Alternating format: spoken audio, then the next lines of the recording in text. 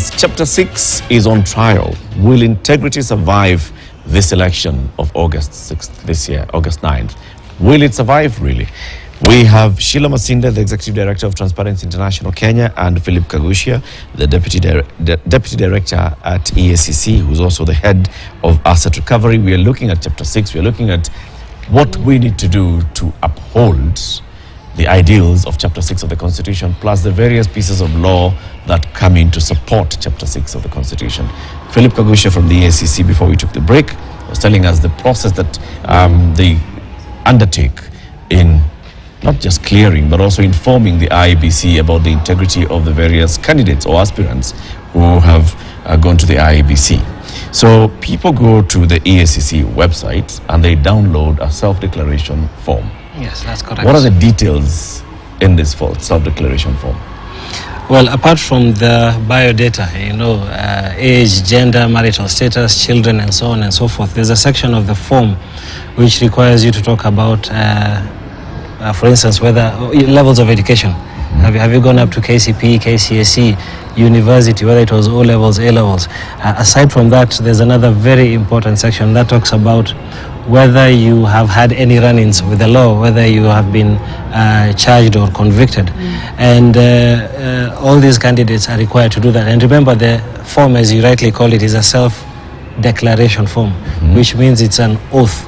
So the contents of that form have to be true, otherwise you risk committing an offense in terms of making a false declaration, which is another word for perjury.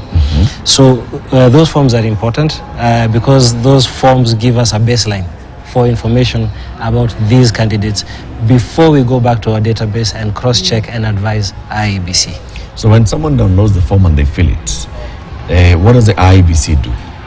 Do you clear the form? Do you approve the form? Do you say, okay, so from what we are seeing, this person has basically downloaded our form?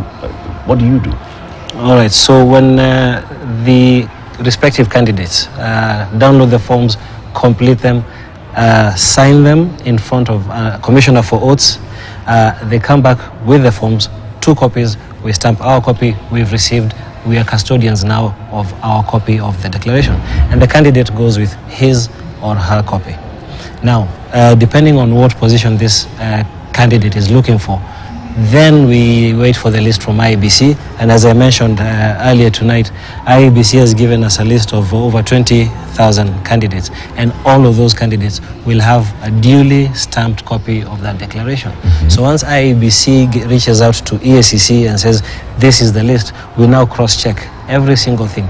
Do we have a report against Latif in our database? Yes or no? If it is yes, what is the nature of complaint? Has he been investigated? Have there been any recommendations? Has he been charged? Has he been convicted? And that is the information that we transmit back to IEBC. Now the responsibility comes or falls upon IEBC at that stage to determine whether they'll register someone. And that is where this issue of clearing comes in. So this whole process is public? Yes. It's public knowledge, it's public information. Yes. When an aspirant fills out this form and they bring to you, when IEBC then gives you a list and tells you, Eric has applied and like to vie for whatever position, then you have a job to check whether Eric has any questions of integrity. Absolutely. If you find that Eric has a question of integrity, you're saying that your job is just to inform the IEBC that, you know what, Eric has a question of integrity. Is that all that you can do? Is there nothing else that, knowing that you're the custodians of ethics and integrity, like you said, given that power by the Constitution, is that all that you can do, Philip? Well, remember, and I'm glad you mentioned the Constitution. EACC is created by the Constitution. There is fidelity to the rule of law. The Constitution has constitutional rights for individuals, and every individual is entitled to a fair process. So we give every person that right. We protect every person's right to a fair process. And the fair process, according to the law, is when you get the declaration, look at the facts, cross-check against the database, advise IEBC. If there's a section of the law that allows me to do anything beyond that, I can assure you by now it would have been implemented. We would not have been talking about going into a third election without doing anything. We do what we're allowed to do by the law. Otherwise, what is the flip side of that? These same candidates go to court and they sue EACC. and they challenge EACC's conduct on the basis of violating their constitutional rights.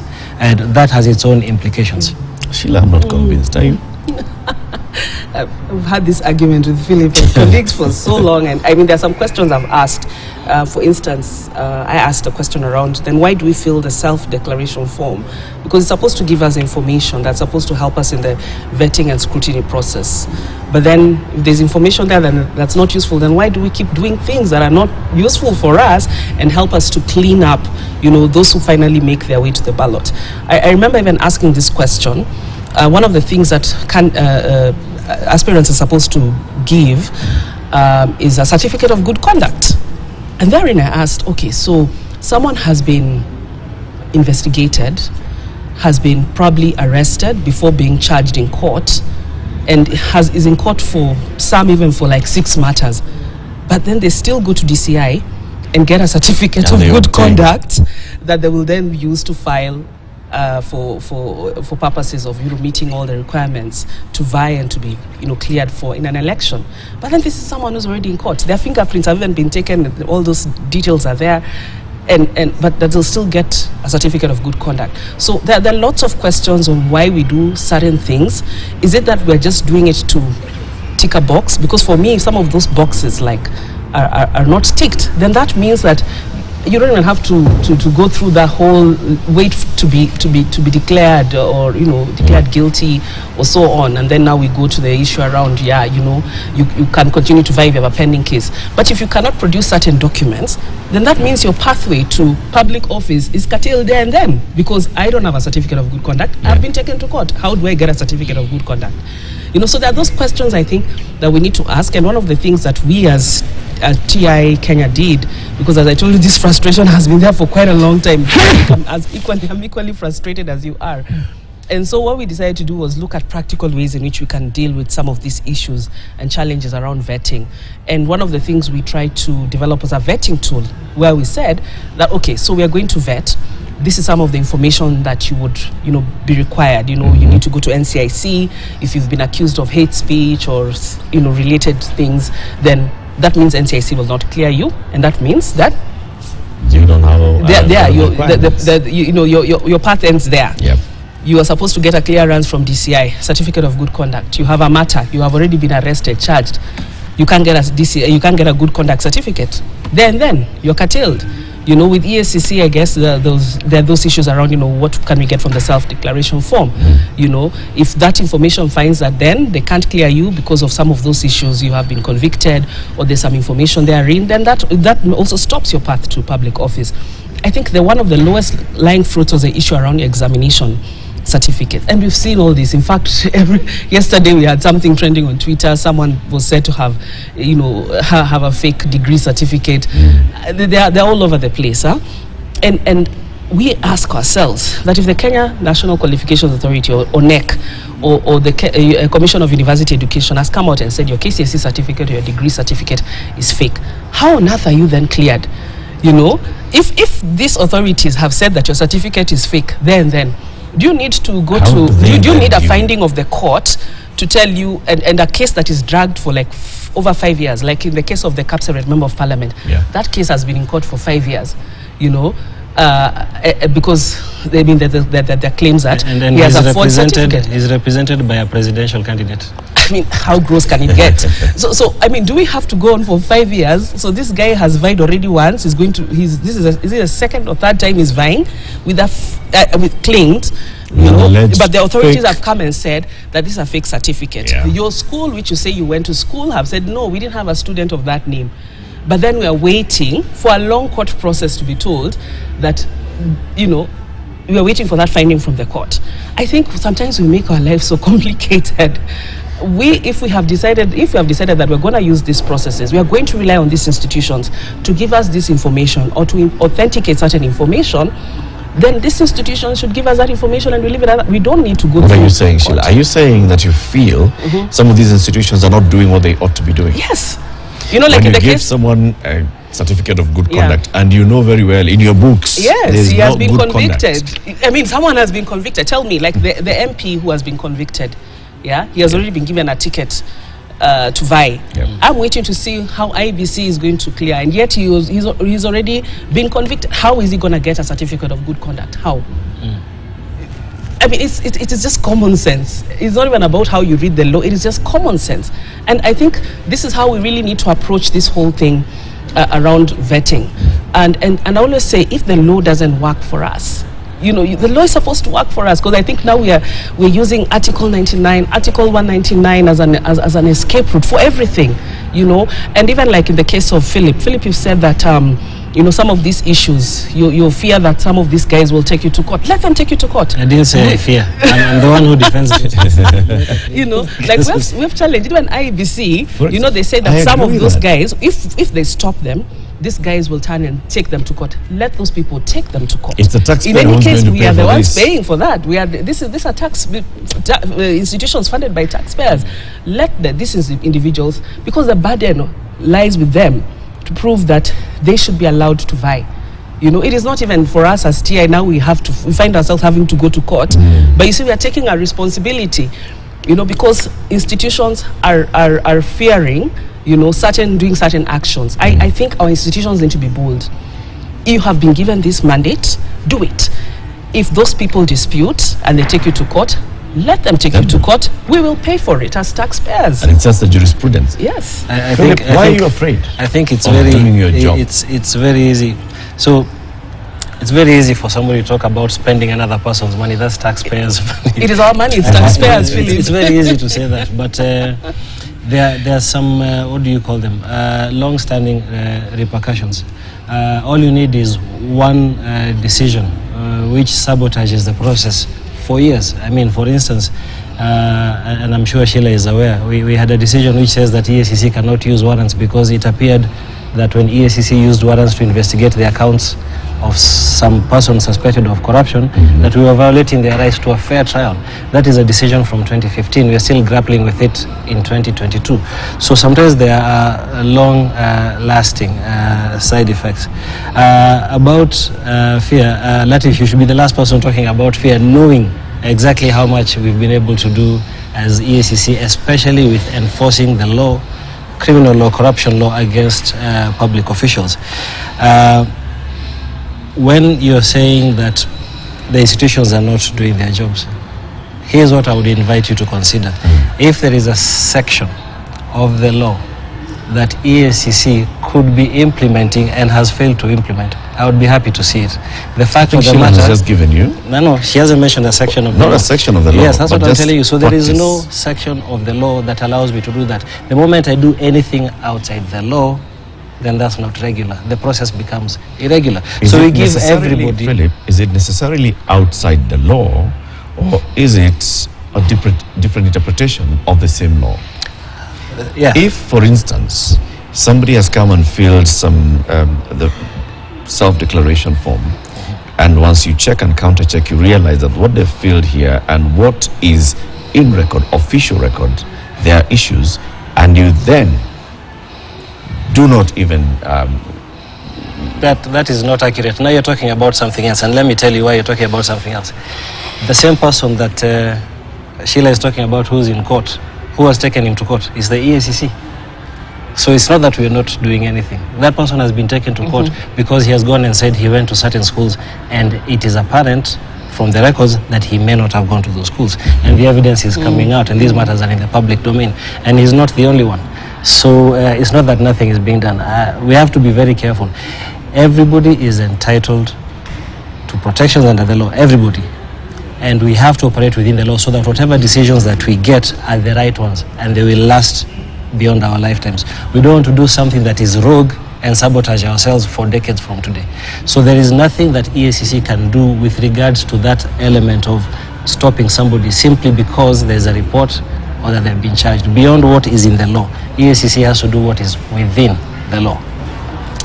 You know, Sheila, if you just look at your academic qualifications, like you said, the Kenya National Qualifications Authority is the one that looks at your academic qualifications and says true or not true.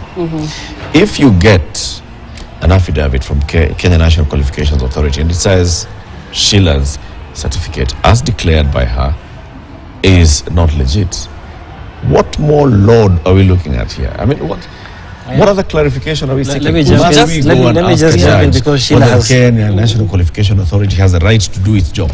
Let me jump in right here. You mentioned interpretation. You said it's an issue of interpretation because I'm relying on the law. It's about different interpretation. But who interprets laws in this country? You know this very well. It's the judiciary. And some of these cases have gone on. We have governors who we are told don't have degrees, but they're in office today. Who interpreted that? It's still the same court. So depending on the circumstances of the case and the interpretation of the law, the person who's responsible for interpretation and application and adjudication is someone else. So what I need to do is get the right evidence, take that person through the right process, ensure their rights are not violated so that when I get a judgment, it's a judgment for posterity. I think, Eric, on this matter, like on the issue of certificates, the person should just be clearly stopped. Like if KNQA has come as part of the vetting process and said, no, this certificate is forged, that person should not be clear then now they should go to court, but even in that process they should not be vying until the court comes. If you've decided that let us take the route of court, but I would then think that it's only common sense that this person then is stopped from vying, and until you've proved that this certificate is legit, then is when you can vie. And I think, Eric, maybe the other conversation we need to have is sometimes we and I see this even among not just Kenyans but even institutions, that because these are politicians, let's not touch, let it just proceed. You know, and I don't know why we then in that way we continue then to let impunity prevail, because we don't want to stop, you know, politicians, either privately as individuals or even as politicians. Because again, the other thing we have to look at is, if for me, I can't get a job because, you know, I have a particular pending matter, and I'm told, you know, you clear yourself in 2 years, a year, if you've cleared yourself, you can come back and look for this job. And I ask, then why can't politicians just stay away for 5 years? You know, if the next election 2027 comes and you have cleared yourself, you'll be allowed to vie again. And I'm told, no, you can't. That is their right. And I said, my goodness, when the leadership is actually is something that is bequeathed from us. You know, if you look at Article 1, all sovereign power belongs to the citizens of Kenya, and it will be delegated or donated to exercised directly or donated or delegated to leaders through democratic elections. So it's ours. But then these people act as if yani ni haki yao, yani it is mine and there's nothing you can do. You know, I will continue to hold on to it until I'm proven guilty and so on. So I think we also have to look at this in another way, because I think that's another underlying problem. Then let's flip this conversation as well, right? Just like you've said, the Constitution says that we hold the sovereign power as citizens, as voters. So the people that we're going to elect in August, either to represent us in the National Assembly, in the Senate, or the county assemblies, they are going to have 3 key jobs: legislation, oversight, representation. Legislation is where they write laws like the Leadership and Integrity Act, which we're being told by Philip was totally bastardized in the way and form in which it appears today. So if we elect leaders who do not want to ever be held accountable, then it's on us. So that brings us now to what our role is. And you and the National Integrity Alliance have come up with the Red Card campaign, where you are highlighting the candidates who have issues of integrity. What is it that you're hoping to achieve with that? We want those people stopped. By who? First was our institutions. We're targeting our institutions, but today I've seen that some have already been cleared, but though IEBC had also assured us that the people can be disqualified at any point, even a day to the election. So we hope that we will still get an opportunity to stop some of these people, because I think what I've seen is that some of them have been cleared. That's how it at least has been framed in the media. But we're going to do whatever is necessary to stop some of these individuals. We have only listed 25 people whose matters are, say, before the court, or whose records we could find from the EACC, various EACC annual and quarterly reports, and also reports of the ODPP. But I know there are many other cases. We're actually waiting in anticipation for the list that EACC will also have, because it's a list that we will continue to grow. But currently what we have are the 25 people whose matters are before court, who have been convicted, and who have been impeached, and even some asked by the court that they can't access their offices. But our main aim is that these people should not hold public office again. Because in our experience in 2017, when we did the Red Card campaign, we had a number who still went through and were elected. Now, some of those people are the ones, like what Philip is saying, the governor, who they have started that process of freezing and recovering his property. You know, in fact, that particular individual, from 2015, he was declared by the court that he was unfit to hold public office. But in 2015, he vied in a by-election and got a parliamentary seat. In 2017, he got a gubernatorial seat, despite the fact that he had already been declared unfit to hold public office, and we then went ahead to list him, and the EFCC also listed him among individuals who had issues pending. But then, when you look at the amount of money he's said to have accumulated, 17 times over what ordinarily would have accumulated looking at his sources of wealth, reported sources of wealth. That money was actually accumulated in between 2017, if I'm not wrong, and 2020, 2019, when he left office, when he was impeached. So this could have been avoided had we then been listened to, and he had not gotten that chance to go again to public office. So you know what Philip is saying, that yes, now, and I actually acknowledge the work that EFCC has done, particularly in regard to the issues around unexplained wealth and recovery of this. I think it's like, this is particularly a landmark case, and I hope it can proceed. But this could have been avoided, Eric.